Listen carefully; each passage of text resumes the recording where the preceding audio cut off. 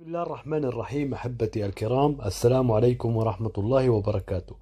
تفسير رؤية الاغتصاب في المنام من خلال الموقع.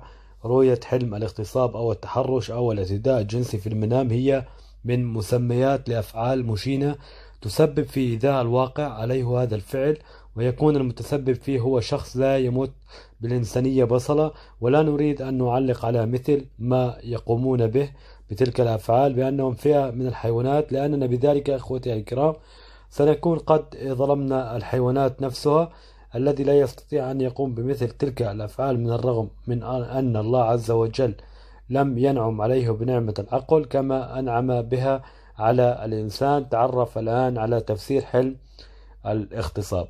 رؤية التحرشات في المنام.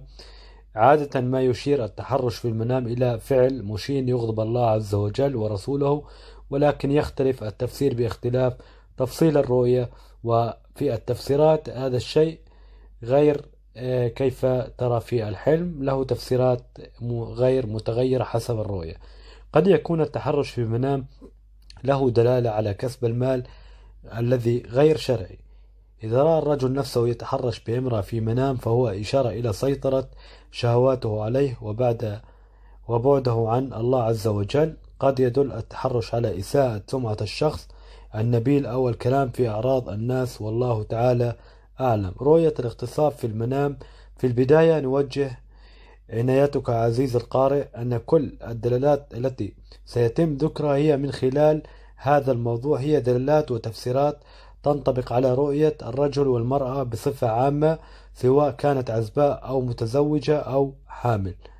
اتجه بعض المفسرون أن رؤية الرجل أو المرأة في أحلامهم قيام أحدهم بالاعتداء الجنسي عليهم أو اغتصابهم تشير إلى كون الرائي هو شخص غير سوي، شخص غير أخلاقي، إلى أن البعض قد قال أن حلم رؤية الاغتصاب أو الاعتداء الجنسي الذي يصاحبه استمناء خروج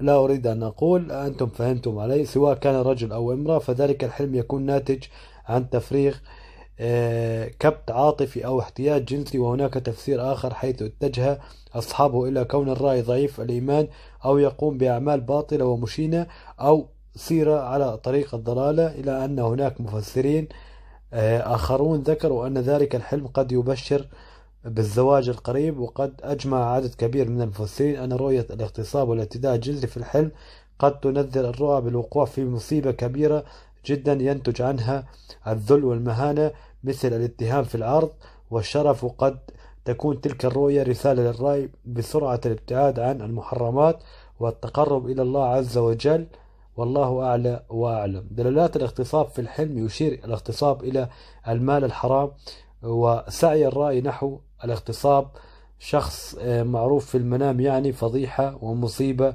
وظلم سيقع على الرأي لا قدر الله. رؤية الاغتصاب في المنام للعزباء والفتاة.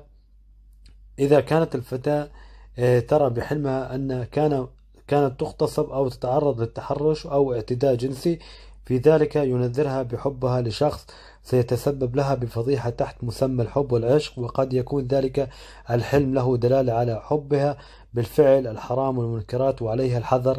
وإذا كانت تعرف الشخص الذي يغتصبها وجب عليها البعد عنه تماما والحذر منه. رؤية العزباء. قيام أحد المحارم مثل الأب أو الأخ أو الخال أو العم اغتصابها والاعتداء عليها ينذر بوقوعها في الشر وحزن كبير أو مرض طويل لا قدر الله. رؤية الاغتصاب في المنام للمتزوجة.